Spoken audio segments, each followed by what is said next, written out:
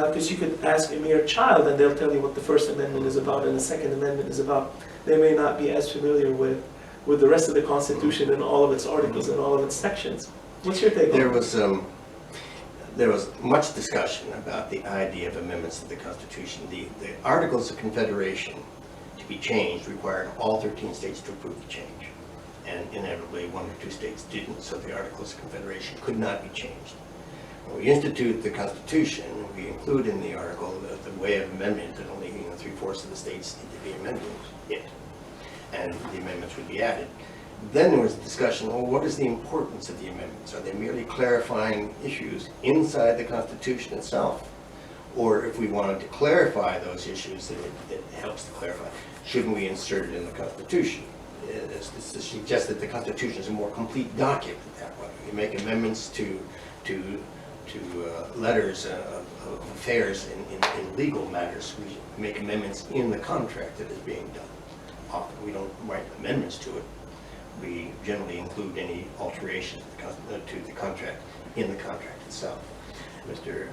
Sherman was adamant about suggesting it be appended to the Constitution as a separate list, and some argued that this would only suborn the amendment to the Constitution, and if issues arose between the amendment and the Constitution. Since the amendment was subordinate to it, the Constitution would take precedence over the amendment. And so this idea of what place would amendments hold in the document we call the Constitution became very important.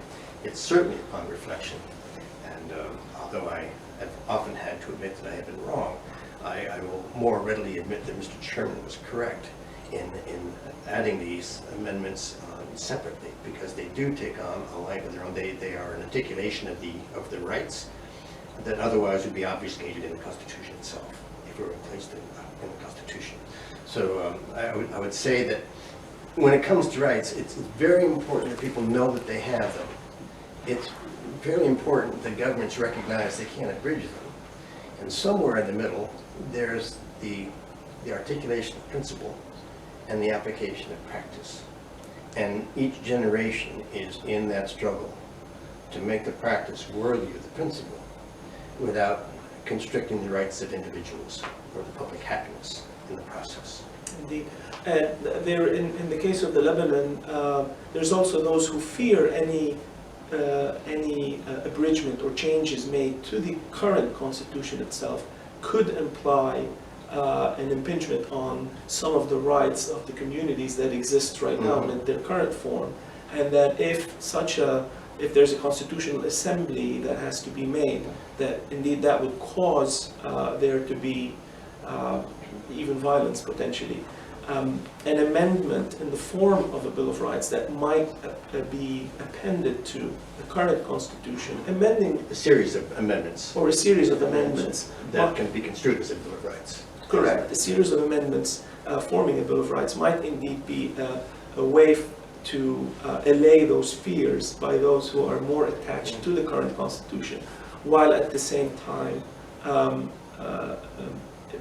meeting the needs of those who believe that the current Constitution doesn't quite meet the changing needs of the population. I will end with a couple with one question, which is the potential lessons. You've had a couple of decades to reflect on the experience of the Constitution and the Bill of Rights and how it's played out within the political sphere of the United States. I'd love for you to kind of give us your own impression and how you see this being projected to other societies that may not be American, or they might not have the exact historical background that the colonies and then the United States had. The applicability of the Bill of Rights from a philosophical perspective, but also from a practical perspective on a global basis. Some thoughts around that would really help people understand and not necessarily criticize it as an experiment that's, American exceptionalism or any of the other descriptions provided, but rather... Well, I truly think the annals of mankind have irrefutable proofs that a progress has been made in the evolution of people living in societies. It is predicated on a growth of knowledge of the world in which we live, the growth of the nature of man. If Sallust in Roman times is pointing out the character of a Catiline as one who pretends to love the government but is doing everything to undermine it. A general education amongst the people, a general knowledge amongst the people can be extremely helpful to know what the history of mankind has been, how have societies formed, how have they operated. And with that study, in our experience, there are natural, there are presumptions to be made which have foundation. And one of them is that the nature of government can be exercised and held by the people at large. That rather than having governments determine what the rights of the people are, granting rights to people, that perception that the rights of individuals are a gift of government, but rather truly are more a gift of God. And if they're a gift of God, in nature's God, then they are extant without any abridgments whatsoever. But the people have to be convinced that if they have certain rights, natural or civil rights, that those rights are not extended to everyone in the same equal form. They have to believe that those rights pertain to everyone. They're written in a way that may apply to the general society. And that is difficult because everyone is skeptical about someone declaring their rights, because it means, by inference, that the second person's rights are abridged when the first person asserts his rights. And we can't construe rights in such a way that abridge one person's rights with the assertion of another person's rights. That these things are general, they're natural given, and the evolution of peoples around the world have been this struggle to understand that relationship between the natural world and the people and their relationship to each other, and then the governments that are formed within that context. And that's a hard lesson for peoples to learn. They go through violent usurpations of peace and tranquility. There are numerous examples upon the stage of religious battles that have been fought in order to secure one religion over another, political or economic assertions of power. And the natural individual rests within this world of turmoil and seeks some kind of peace and resolution. And one of the great benefits of thinkers, and I have to believe that there's quite a host of thinkers out of that eastern part of the Mediterranean. There's a host of individuals who contemplate, who think about these things. And then their service to themselves, to their people, to mankind, is to be able to articulate these ideas that can be accepted by everyone without, to state a principle and create a path by which the practice amongst those peoples can follow the principles stated in such an articulation. And it becomes very valuable to have a Bill of Rights in that regard, to be an articulation of views that embrace the whole of the society, no matter how many convolutions there are in separate sects and factions and such that are extant. They're usually something that unites the people. The fact that they may call themselves Lebanese may be as much as our effort to call ourselves Americans when we thought ourselves as Virginians or Carolinians or Georgians. At what point did we try to get people to believe that we are Americans, that we are united by this Constitution? The Constitution is the only document that unites everyone from northern New Hampshire and now northern Maine to Georgia, and now our purchase of Florida extends the whole way. The Constitution is the only document that extends to everyone the same rights, even though they're exercised differently in each of the states.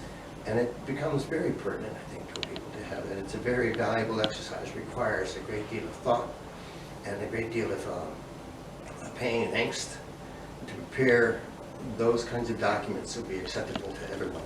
In my instance, many people give me credit for having been the author of the Constitution and the Bill of Rights, but in fairness to history and in fairness to all the others, it's the work of many heads and many hands. And without it, it would never have persisted. The use of James Inez that I mentioned, or Richard Henry Lee, or George Nicholas, or John Taylor, are names that probably may be forgotten by history. James Madison may be forgotten by history. I doubt that. But they're all collectively involved in the writing. John Langdon from New Hampshire, William Pierce from Georgia. We have names that extend that the people even now may have forgotten because they've already died now, and won't last to persist. Well, sir, I wanted to thank you for taking the time and sharing with us your experience. And I do have a copy of the draft Lebanese Bill of Rights that has basically been edited and re-edited and worked on by, as you well said, a lot of good people and thoughtful minds and hearts that really love their nation. So I'd love to share this with you, if you will allow me, and I would like to thank you very much for taking the time also to give us your insight in terms of the potential future for instruments such as the Bill of Rights to other peoples such as ours. Ours is a very small nation, but the cedar tree grows high and lasts a very long time. And so hopefully, so will a potential Bill of Rights serving its good people. So thank you very much, Mr. Madison. And I am also pleased that that you bring this experience to Montpelier. We have always tried in this nation to extend, to reach out, to offer our experience to others, not to impose it upon others, but to offer to others for their consideration. And to have such a reflection in the mirror brought here to Montpelier and reflected in such a way as you have today, it's quite an honor to myself. Thank you so much. Yes, there is something in the future that's called a printer, and, which I hope one day you'll be able to experience. I see what you did. Franklin had something to do with it. Thank you. Yeah. 12. That is remarkable in itself. You know that Poland had our constitution consisted of about 3,000 words. Poland in 1790 had the second constitution proposed in the world, and theirs was 70,000 words. Oh. Wow. So they tried to include so much in it that it becomes unclear what the Constitution is. So the idea of being able to consistently keep them to a workable number is These are very 12. difficult. Very difficult at 12. One per month. One per month. One per month. That's right. The jury is not out on this one. Easily memorizable by the kids. Very good. Very good. Thank you so much for being here.